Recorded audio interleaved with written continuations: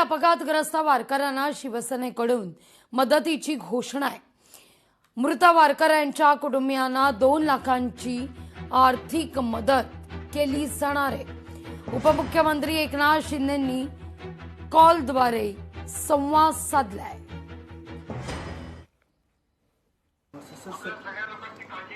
नक्की नक्की साहेब, सर्व लोकांची काळजी चालू आहे। सकाळी 9 वाजल्यापासून आम्ही सगळी टीम आमची तयारी करते। जे काही अत्यावस्था होती त्यांना सगळी ट्रीटमेंट दिलेली आहे, ब्लड ट्रान्सफ्युजनपासून सगळं केलं आणि मी मगाशीच डॉक्टर श्रीकांत शिंदे साहेबांशी पण मी फोनवरती व्हिडिओ कॉलवरती बोलून सर्व त्यांना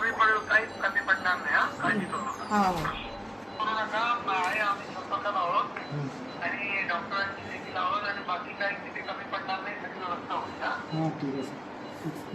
अक्षय महाराज पण आहेत, सहकार्य भरपूर करतात आपल्यासाठी। डॉक्टर साहेब पण चांगले सहकार्य करतात। चालेल।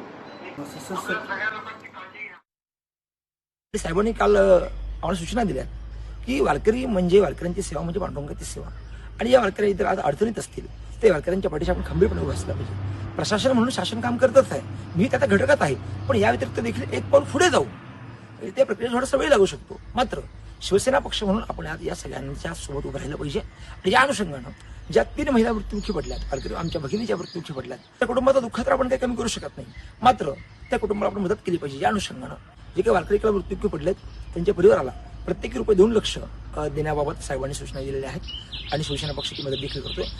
जे वारकरी गंभीररित्या जखमी आहेत त्यांना आपण रुपये 50,000 रुपये देतोय।